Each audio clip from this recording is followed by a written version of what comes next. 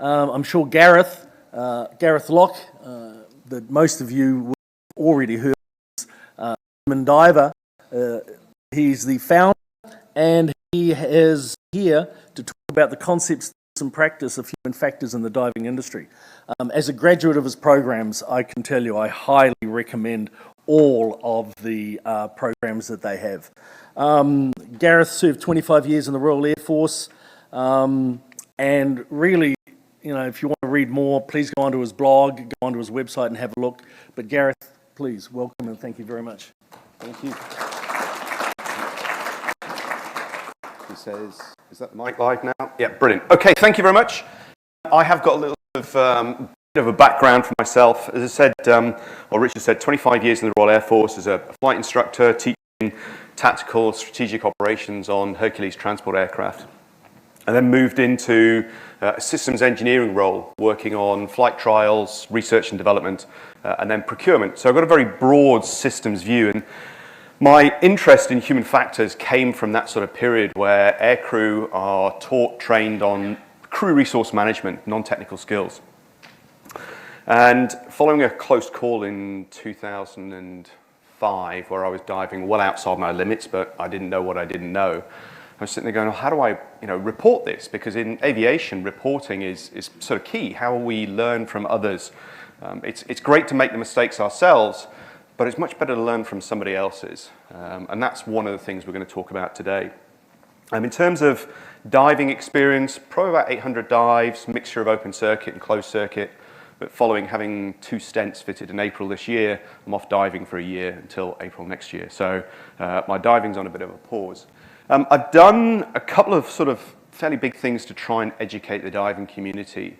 One is the sort of publication of Under Pressure as a book. That contains about 30-odd stories of people who've made mistakes, and they've told their stories in sort of a context-rich manner, and I've threaded the human factors theory throughout those stories. And then 2 and a bit years ago, I produced a documentary called If Only, which tells the story of a diving fatality through the lens of human factors and just culture. And that really is sort of the key area, is the education and understanding as to why people make the mistakes they do. Well, we're all human, that's the bottom line, but what we can do from that and how we can learn. So the presentation I'm going to give today, we're going to look about learning from unintended outcomes. And the difficulty we have is this sort of language. We'll talk about it right at the end. Investigations is a very pejorative, judgmental term. I don't like the word investigation, but I've tried to find another word, and there isn't one really. Not in the context of what we're trying to do in terms of learning. Look at the different perspectives and how they shape our understanding of an event. Moving into understanding events as systems rather than individuals who make mistakes. So we need to look up and out rather than down and in, which is what a lot of incident investigations are about. I'll talk about a general learning process, which is what I'm trying to develop to show that an incident reporting system is not just some software, that there is a whole ecosystem that exists around it. And then move into detailed learning, stuff that you can take away now so that you can look at incidents, accidents, near misses, and trying to make better sense of those events. And then finally ending with some parting thoughts and some takeaways. So, some questions to think about. What does learning mean to you? It could be about the transfer of knowledge. It could be about gaining stuff, about practice. But realistically, learning is about change. And the problem with change is it's really hard. We don't like doing it. And that means that learning is also really hard because we have to apply ourselves. So thank you for taking the time to come here to the conference and to this room. That's part of the learning process. What you've got to do to really learn is take the stuff away and do something with it. That is much harder. Incidents and accidents, no real clear definition. You might have something that says where safety is compromised. Well, you could say that being underwater is an unsafe environment because you're exposed to hazards all the time. So what's the definition, to yourselves about what an incident or accident is? And then looking at unintended outcomes, or the sort of traditional piece of calling it an error. but that's an unintended outcome. It's an outcome we weren't expecting. So just thinking about these terms as we go along. So I'm going to talk about a couple of case studies as we go through this. I'll introduce them here, and these are the sorts of words that you would see in social media, in narratives that are published out there. There's not a lot of detail. It's potentially judgmental in how it comes across. So we've got a rebreather student divers entered the water from a dive boat while on a rebreather training class. An instructor and 3 other students were also present and were waiting to have their stage passed down to them. They appear to have lost consciousness and then sank to 40 meters where they were recovered, dead, unfortunately. Next one, an open water diver was diving the Galapagos Islands. On the 4th dive of the 4th day, where they'd been to 25, 30 meters, they intentionally surfaced despite having 18 minutes of deco showing on their computer. They suffered severe DCS and required evacuation, which then took them 18 hours from surfacing to getting into a chamber. Now, I've taken both extremes as sort of a rebreather class and an open water recreational diving scenario. And that's the sort, I'm not going to give any more information on this. You've already probably formed some judgments about what happened, why it happened, the sorts of things that are there.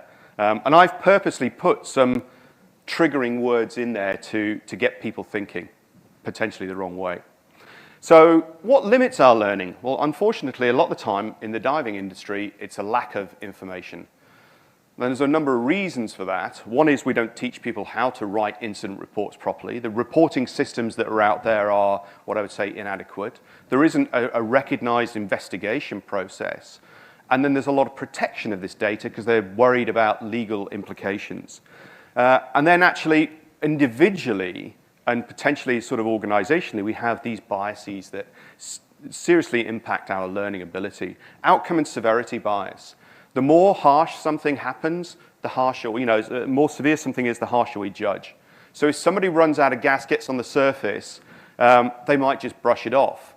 But if they run out of gas and die, and the causal mechanisms were the same, then actually we judge that fatality much more harshly than the failure to monitor the gas as it was progressed through. The fundamental attribution bias is we often focus on individuals' behaviors rather than the context in which they're in. And this is a bit of a sort of double-edged sword as well. When things go wrong with others, we blame it on them and their lack of skills and their attitude. When it goes wrong with us, we blame it on the context, the situation. I was rushed. I wasn't paying attention to what was going on. The instructions I got were inadequate. But when we succeed, oh yeah, I'm good. But when they succeed, oh yeah, well, they had great opportunities. And so we end up looking at things in different perspectives, whether or not it's us or others. And then we talk about hindsight bias, a really powerful bias that even when we know that it's there, we often look at a scenario and say, yeah, I knew that was going to happen. It was obvious. Well, if it was that obvious, the people wouldn't have done what they did. Everybody's trying to do a bit of self-preservation in reality. And there's a quote here which followed the Clapham Junction crash, train crash in the UK. And it was caused by a signalman not completing their work, and a train passed a red light and then slammed into another train that was stationary further up. And this was one of the key things that came out of this. And this quote comes up lots of times. Look at an event as if you didn't know what the outcome is. And the research shows that even when people are told, look, you might be biased, just bear that in mind when you analyze this, people still look at this with this bias. And I'll just get this sort of serious topic going with a short video after I've gone through this little framework. In reality, these are the multiple choices that we have in our life. Some of them will end up in good outcomes, and some of them will end up really badly. But we don't know which one's which. There's lots of gambles, there's lots of educated guesses.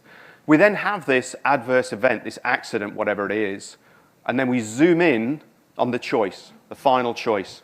And you go, you had this or this. That was an accident, that was a good outcome, and you decided to choose the bad outcome. Well, it's not as simple as that.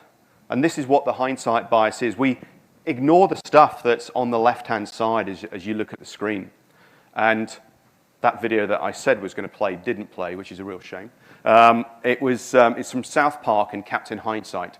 And I'll make it available later on.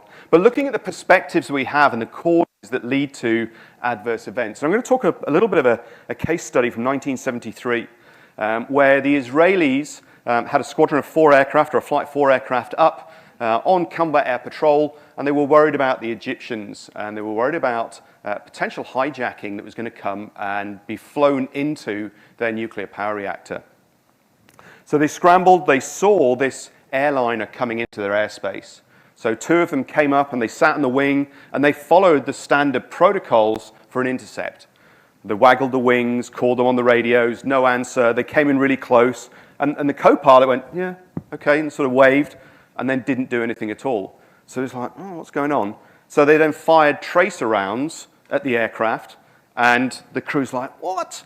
But didn't do anything. So they then the aircraft configured, started to slow down, okay, and then it shot off, and they're like, what on earth is going on? They're the terrorists on board, we can't allow them to escape. So they fired some more rounds on the aircraft, and they hit the wing, and that still wasn't enough to actually get them to descend, so they fired some more rounds, and unfortunately the aircraft crashed, and there were 110 people killed on board. And you just look at this and go, man, what's going on? And I'll come back to this story at the end of this section, because as with anything, there are multiple stories involved. And that really brings us to this point, the fact that we've got multiple truths. This really does depend on where you're looking at, from the sort of the cylinder side or the side of the square. And when we've got events that we want to examine, we need to be looking at them from different perspectives. And the video that was on this slide didn't show was of a Jenga tower block, which starts on the top, and you look down and there are 3 tiles, or the 3 bricks, and it all looks the same. And then what I've done is I then take the bricks out, and that's the same as changing the scenario. So you look down, here's the compliance, we look down, and we've got an intact tower. But when we move to the side, then actually we can see all of the bits missing. And the real world is about these conflicts, these tensions, these competing values that we have to balance all the time. And compliance looks on the top and says, yes, everything's okay, and the workers on the side can see all of the holes that are going on, and we need to take that into account. Because the perspectives when we have adverse events can come from any of these, from a medical perspective, from a training agency's perspective, it might be about protection. The regulator, OSHA or WorkSafe here or Health and Safety Executive in the UK, they're looking for compliance, and depending on the regulator, the individual and the discretion they've got, whether or not they're going to be able to educate or punish. Manufacturers have got a perspective on what's going on, and often that's being about protecting themselves and not looking at the bigger picture. Then we've got litigation or the defense lawyers. From their perspective, they want to find a person, a thing, something to pin the blame and therefore the lawsuit that goes against that. And those are not necessarily learning investigations, and they're often closed and we don't get the results out. We've got police and criminal investigations. They're looking for foul play, and they're not really looking at learning. They'll go through stuff and go, yeah, it's clear, and hand it off. And then it's opened up to the litigation side. And then we've got social media and the perspectives they have, which is really bad. It's a double-edged sword. On the bad side, we've got people judge the situation without any context about what's going on. We saw the little paragraphs of text. That's the normal thing that gets done. And then when the critical comments made, people back off and they don't want to get engaged. And so they can't tell their side of the story. The positive side of social media is it's amazing at getting stories out there, but often social media is geared towards selling negative stories rather than positive ones. And that means that we don't learn, and we often only focus on the negative stuff rather than the successful outcomes. So looking at the diving side of things, when we talk about causes of diving incidents, the majority of the paperwork, the research is out there, is based on the medical domain. And I noticed John's at the back here. From when working in Dan Asia Pacific, and getting that point because they're medical organizations and they're not necessarily looking at the social technical side, the systems side of these things. And here it talks about the inquiry ends with establishing the proximal cause of death. which invariably is about drowning or some other terms that I'll come up to in a minute. In other words, the root cause is commonly diver error. Error is a consequence, it's not a cause. And if you see anything that's written that says human error, pilot error, train error, diver error, look deeper. Errors are normal. And most of the time that the errors we make, nothing goes wrong. And that's the thing. We only see the negative outcomes. You go, error. But actually, let's look at what caused those. And this is how a framework that was put together looking at a number of fatalities and understanding this sequence of why did an accident occur in the manner it did. And I've circled these as sort of out of air and then drown. These are outcomes. And we're talking about the first identified cause in the chain. And I spoke to Petard and Noble at a conference a number of years ago, and I asked, why did you start with this out of air as the trigger? And he said, because we don't have anything before that. Telling people to pay a little bit more attention and not run out of gas. Great.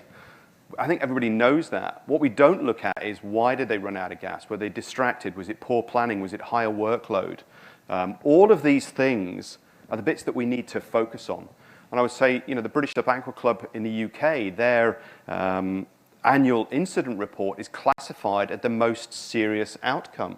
So you could have a decompression sickness caused by a rapid ascent, triggered by a running out of gas because of some other factors back here. But it's classified as DCS, not as a causal factor that's back here. So the ability to learn is relatively limited. So we go back to this story, the different perspectives, the different understanding. Let's look at the Libyan airliners aspects of what happened. So it was a French captain and a flight engineer and a Libyan co-pilot. Language difficulty straight away. And the captain and the flight engineer were often talking in French, and the co-pilot sitting there going, I have no idea what you're talking about. And that included when they got intercepted by these Israeli jets. They were 70 miles off route. The captain thought he knew where they were. Actually, they were inside Israeli airspace. And the Israelis were a bit upset about this. They were worried about this, a hijacking taking place. And they saw the aircraft and went, yeah, okay. Co-pilot waved to the fighter and then explained to the captain what was going on. The fighter pilot had fired the rounds, and the captain was really, and he was arguing with the flight engineer, and the co-pilot sitting there going, I have no idea what's going on. Now, at this stage, they're trying to talk to air traffic control. Cairo aren't quite sure where they are because it's not clear. They're following some navigation beacons which aren't particularly accurate, and they get clearance to descend. So the Israelis think, all right, cool, they're going into the airfield that we're trying to get them to land at. And then the crew realize that, hang on a minute, this is a military base, and there's a there's Cairo military, which is to the west of Cairo, Maine, and they think, oh man, we're going to the wrong airfield. So they climb, turn around and head west to get back to Cairo International, when in fact they're still in Israeli airspace. And the Israelis go, we're not going to let you run away, and they shoot the aircraft down. And so from the Israelis' perspective of an event versus the Libyan crew's perspective, right at the last minute, unfortunately, just before they lost control of the aircraft, the co-pilot recognized the Star of David that was on the Israeli jets. They thought they were Egyptian MiGs. And so when they were sent up, they thought, oh, cool, we're being escorted in.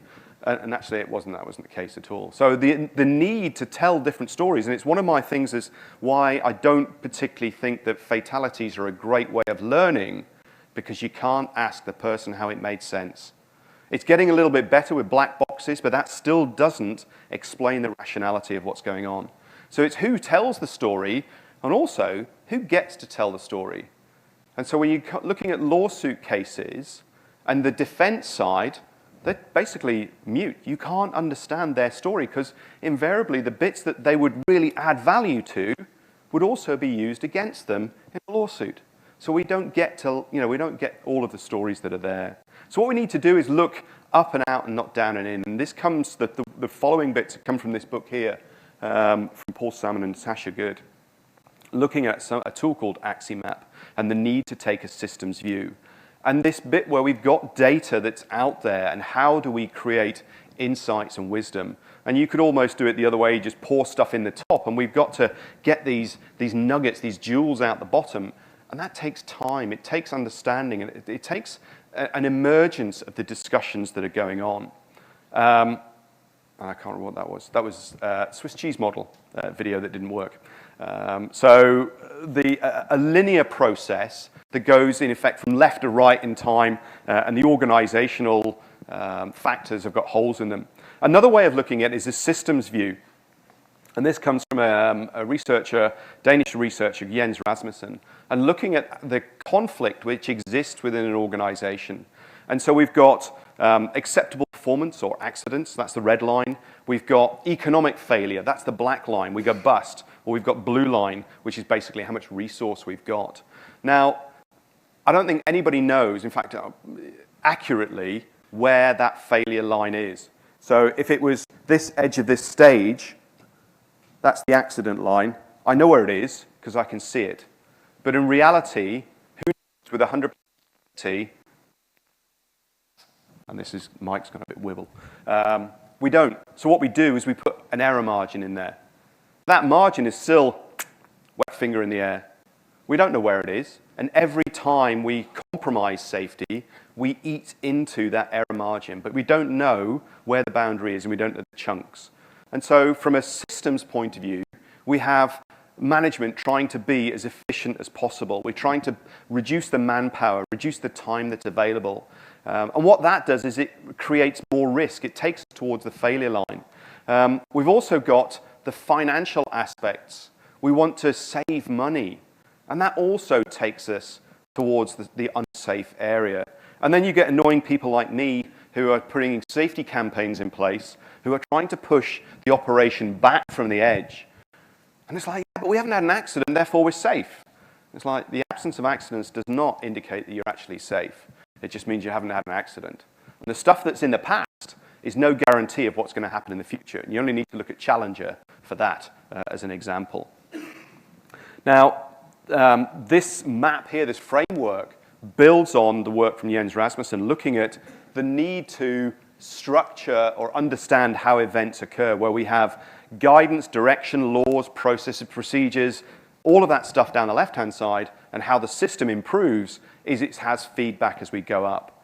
And so this framework on the right-hand side, this axis map, allows you to spot the relationships within the system.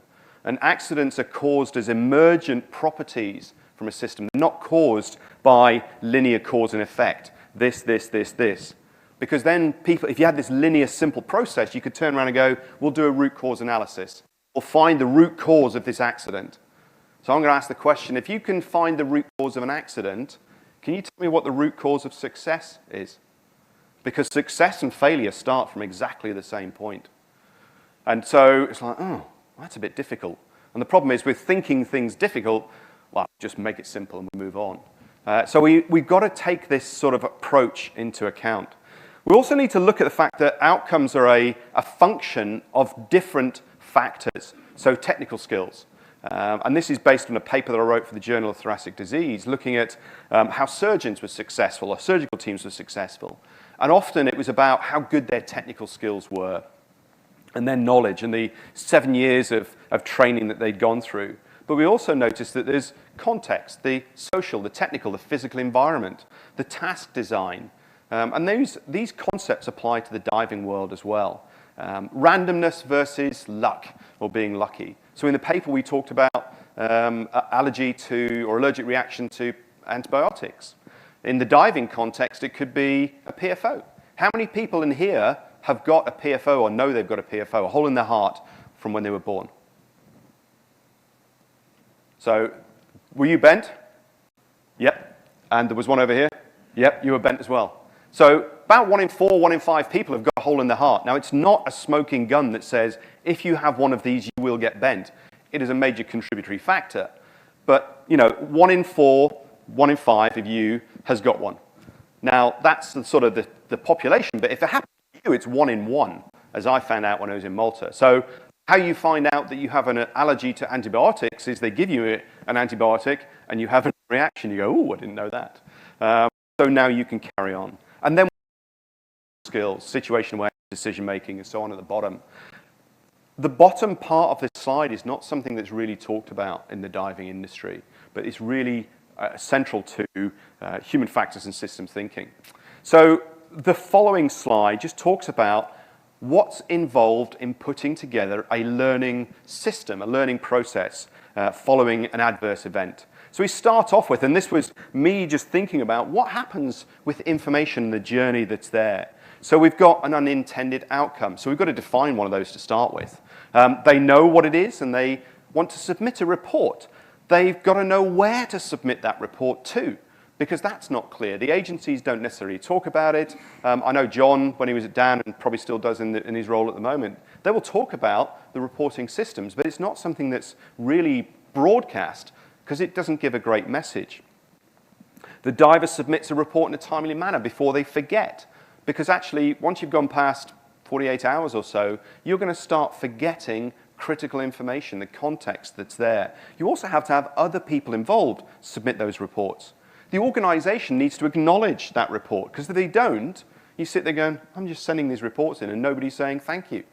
So you've got the first acknowledgement that it's disappeared into a black hole and somebody will do something about it.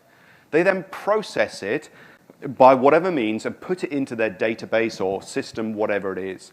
They then start to investigate it, and that's why I put investigates in inverted commas, because this process of understanding and learning and collating and cross-checking and expecting that you're going to get multiple stories and uncertainties that are there.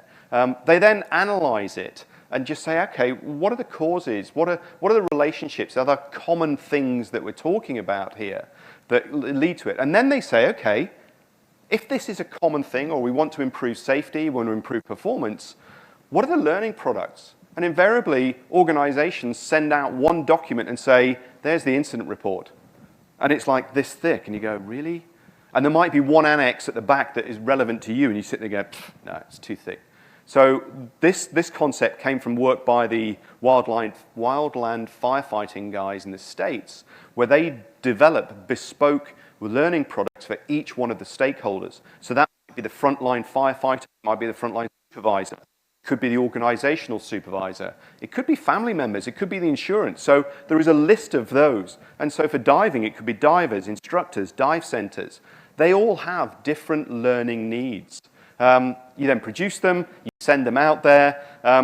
Hopefully they're consumed, but we've got to find out why and how information is consumed. The social media has got some great examples of stuff that works and stuff that doesn't. And I would say Dive Talks, the Facebook group and the YouTube channels there, a couple of engaging guys, not my flavor, but they tell stories and people listen. And that's one of the most important things or ways of getting learning out there is by telling stories. But they've got to be context-rich stories. They've got to include warts and all the stuff where people were breaking the rules or deviating or drifting, because that's normal behavior, and understanding that this is what's going on.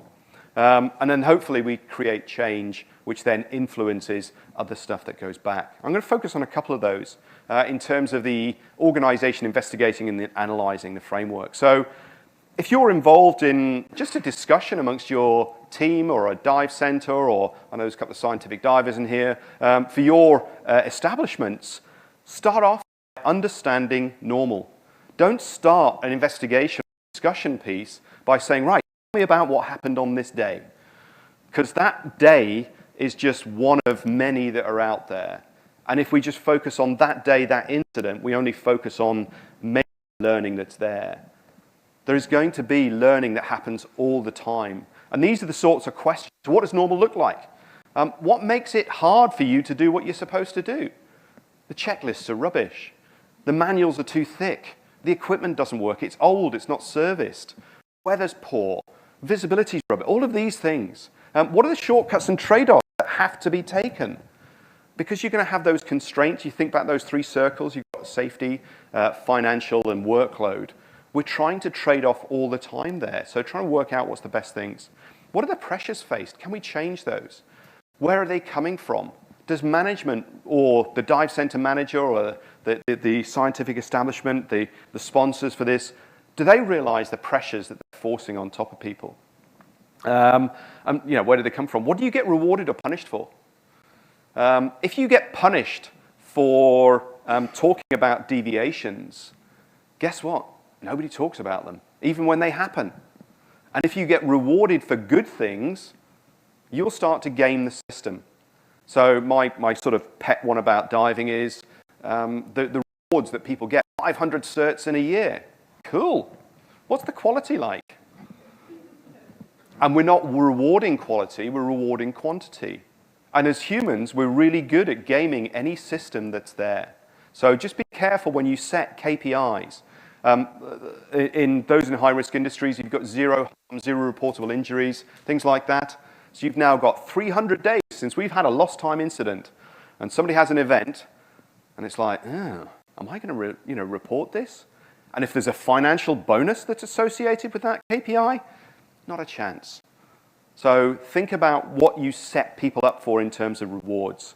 And then what happens when people make mistakes or break rules? Do they get punished or are they treated as a learning activity? The second stage of psychological safety is learner safety. People will look to see how others are treated before they push boundaries. That's just a natural thing. If people recognize they're going to get punished for talking about the real work, the reality, they won't do it.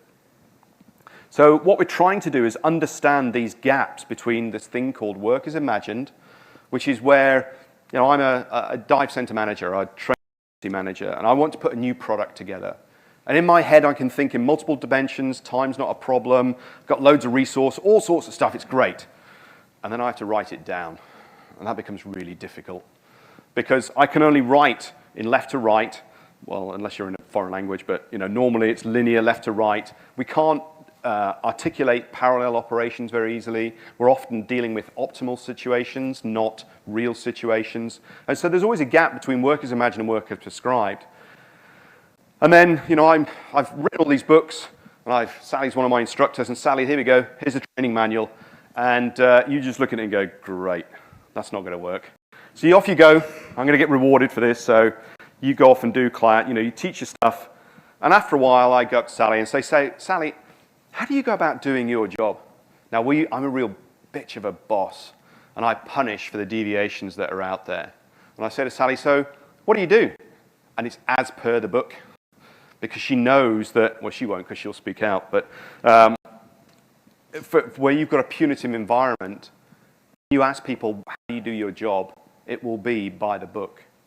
But if you've got a just culture and a psychologically safe environment, and you say to you, how do you do your job? They'll tell you how exactly it's done, warts and all. Now that poses a problem from an organization when they start to document it, because now you've got to do something about it. It's written down.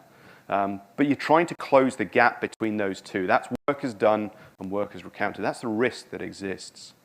So once you've got some ideas about what's going on, these are the sorts of areas you should be looking at in terms of events, learning investigations or reviews, and using the framework intercon. So individually, their health, their fitness, and I read something from one of the Dan posts yesterday of 1 in 3 fatalities is down to a cardiac health-related issue.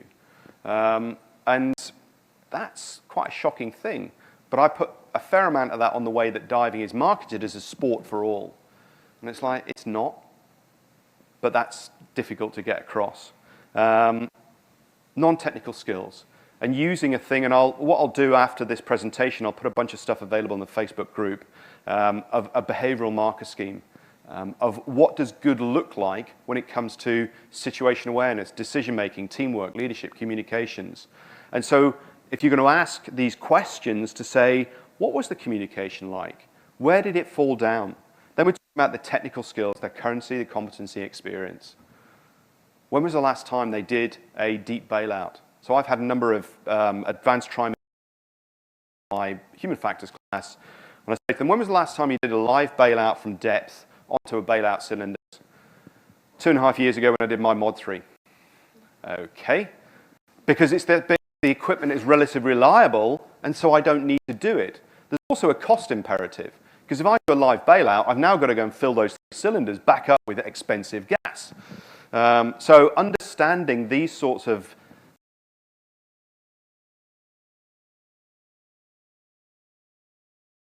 and lucky. So sometimes people are lucky, and I don't particularly like this phrase undeserved hit when it comes to DCS. Every hit is deserved, we just don't know what it is, and that's a bit of an issue. And then talking about the context, and that's the stuff that surrounds these things. There's a whole list of examples there, especially error-producing conditions. There's a quote from James Reason, the guy behind Human Error, and he's talking about you can't change the human condition, but you can change the conditions in which humans work. So if people are consistently making the same mistakes, it is not a people problem. It is a system problem. And you've got to work on that. So back to this learning opportunity, the first one, it was about, if only, Brian Buggy dying on a rebreather dive in Hawaii. And what I did was I put together an axiomat framework for this and said, these are all the bits that, and this isn't all of them because the constraint of operating in a landscape image rather than a portrait, which is how a model should really be put together. And I haven't covered everything that was in there. When I put together the If Only documentary, I wanted to put a little, almost like a music bar along the bottom of the screen. And as factors came up at the organizational, supervisory, and individual levels, I wanted a little note to appear on those. And when I showed it to people, they went, oh, that's confusing. Just give us some words to read. So it's like, okay, we'll do that. So, you know, what happened for Brian's case was that, yes, he got off the back of the boat with the cylinder, his oxygen cylinder turned off, and he was in a hurry to get himself ready. He got off the back of the boat. The rebreather had auto shut itself off by design, and unfortunately, because he turned his oxygen off, when he jumped in, the electronics woke up, but it couldn't inject any oxygen into the breathing loop. Now, he'd had exactly the same fault 2 weeks beforehand and had not corrected that. Fortunately, his oxygen cylinder was turned on at that stage. So there's definitely advantages to having access to black box data from the rebreathers to create this sort of stuff. So you can see there's a whole bunch of mess up there. And when I show that sort of narrative as part of the Essentials class, I just ask people, what do you think? And there's a big sort of variety of answers that come out. And over the 34 minutes of the video, you start to realize that there's all of this there. In terms of the second one, the Galapagos Islands, open water diver, this is what happened here. Loads of things. They traveled into the site. They got some pain from a previous injury. It wasn't diving related. They hadn't had much sleep. They were only open water with 40 dives to their name, where the trip said they needed 50 dives. They were going to get nitrox certified on that site. The fourth dive of the day, well, actually, she surfaced on the second dive with suspected DCS, but didn't know about it, didn't speak to anybody, did a third dive, went a fourth dive. Got to the end of that fourth dive, very short surface intervals, and she showed her dive computer to the guide, and they got 18 minutes of deco on it. And the guide was like, nah, it's all right, it's a Sunto Zoop, it's really over-conservative, you can kiss off that deco, it's fine. And so they ascended, and then on the boat, she went down to her room, got changed out of her wetsuit, and felt a bit rubbish, came back up, and one of the other trip members recognized that she was suffering from DCS. The crew hadn't realized that she was. The oxygen kit that was on the boat wasn't sorted. There was a whole bunch of stuff. And we started looking at the bigger factors. So COVID, this is one of the first trips that opened up after there. The organizations are desperate for money, trying to get people on there. There's a bit in the bottom left that says Panga capsized the week before in heavy waves. So this map was created from probably about 6 or 7 pages worth of notes that I'd copied from a transcript on Facebook and put it together. I would really like to have got involved, and I'd like to speak to this diver to create a documentary like If Only. So this bit about the Panga capsized, they lost a whole bunch of equipment. So it might be that the guy didn't want the divers to ascend so close to the reef because actually they may not have been able to get them back onto the boat before they got back onto the liveaboard. So again, from what was a fairly simple thing of blew off 18 minutes of deco, there's a much bigger thing that's there. So some parting thoughts for you. The difference between a safe and an unsafe organization lies not in how many incidents it has, but in how honestly it deals with the incidents that it does have. The Danish Air Traffic Controls Authorities put in a law that basically said they weren't going to punish people for reporting incidents. They went from 50 incidents to 500 incidents. And it was just like, oh my God, everything's really unsafe. No, we're just now getting those stories. And the other bit is we have to understand the relationships and the interactions that exist within the system. You can learn or blame. You can't do both. Because the stuff that you would use for learning is also the stuff you'd use for blaming. And so what we want in this accountability, we need to be looking forward. Tell the story and say, how do we create change for the future? Not look backwards and blame somebody. So takeaways for you, try and obtain multiple perspectives about what we've got. Because there are always going to be multiple stories. And you can never get one story. Be curious, not judgmental, and it's really hard to do that. And it's why I tell stories sometimes which are intentionally judgmental in the language I use to get the audience thinking about it and then create some uncomfortableness when I bring the truth out. What you look for is what you'll find. So to this point, if you go looking for a medical reason, you'll find a medical reason. If you go for a technical reason, you'll find a technical reason. Try to take a systems view and look further than that. We don't find causes, we create causes. And language is really powerful in this context. Even something as simple as an experiment that was done, person putting a balloon in the box. Now the box has got some pins in it. And they asked different people to observe and say what happened. The man popped the balloon when he put it in the box. The balloon was popped when it was put in the box. And that's English versus Spanish language and how we ascribe agency to the activities that are going on. So try to separate individuals from the events that are going on. Accidents and safety are emergent properties of a system. By that is, you can never get them back again in exactly the same way. So learning from events, you're going to be looking at them in general, not specific.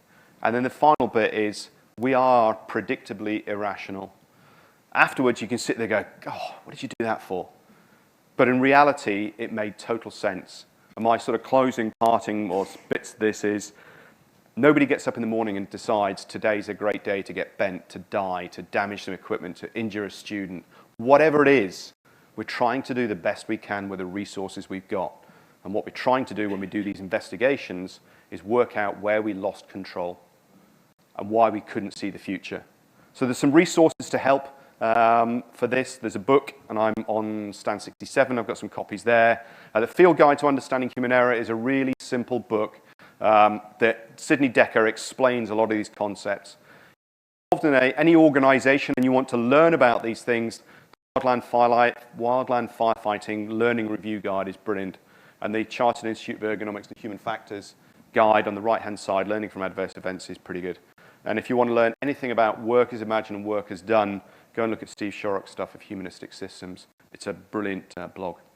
And that is me. I think I've just gone past.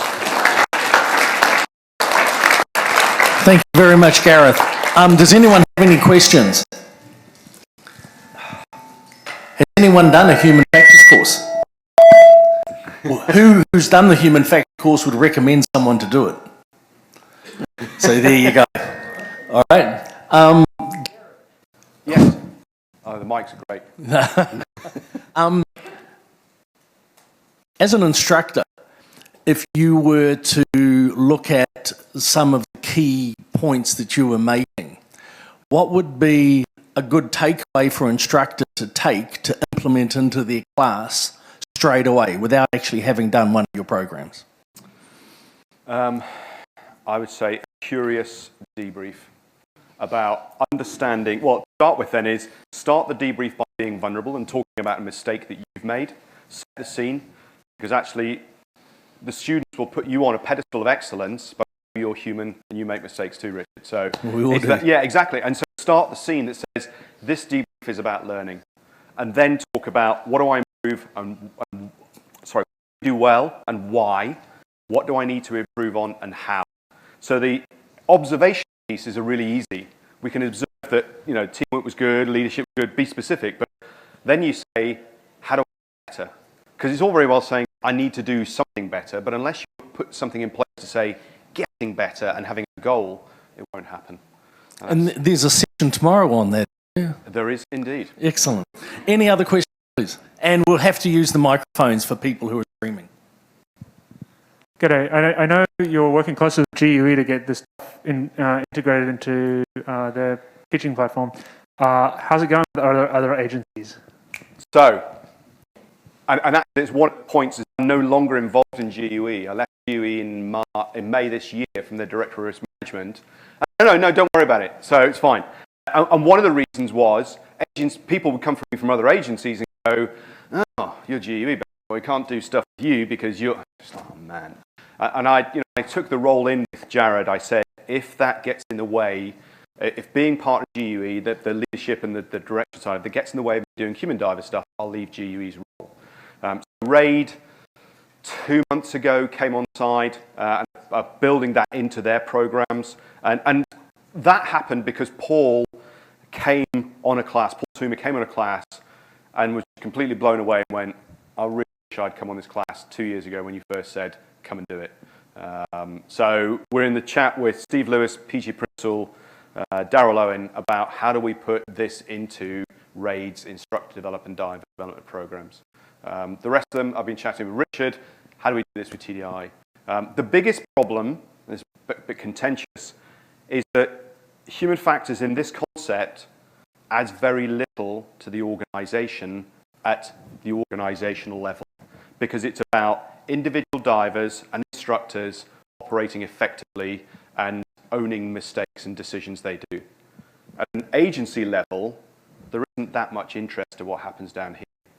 Now, the big marker is litigation and effectiveness, and how do we do that? And I put a quote in the blog that was released yesterday from In Depth, where I had one agency come to me and say, will this encourage dive centres to move from one agency to our agency? I went, no.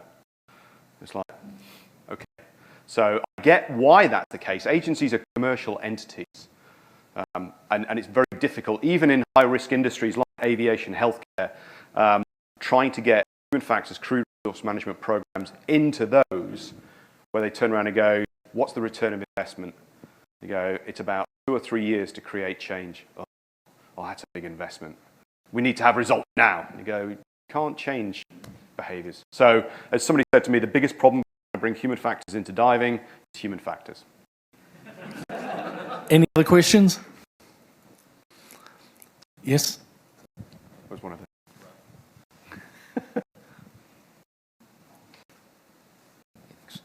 You say there's importance in making it easy for people to be honest and report. Who should they report to?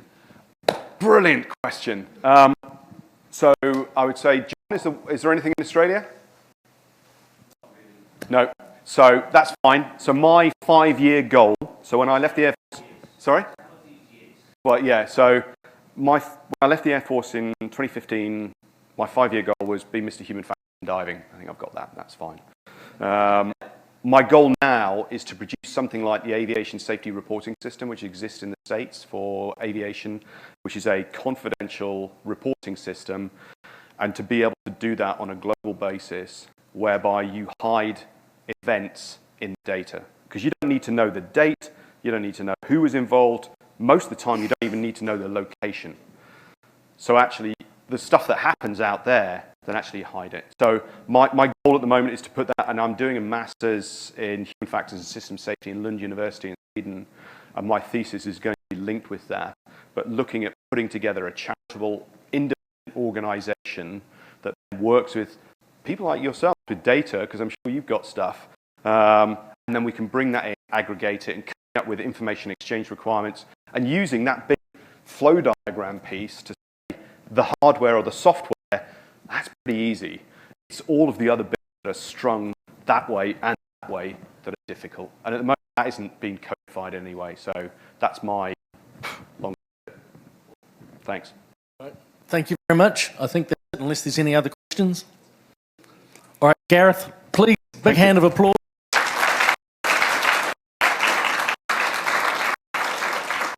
And I really do recommend that you visit Gareth and definitely look at his website and his blog and have a look at the Essentials classes starter. All right, thank you.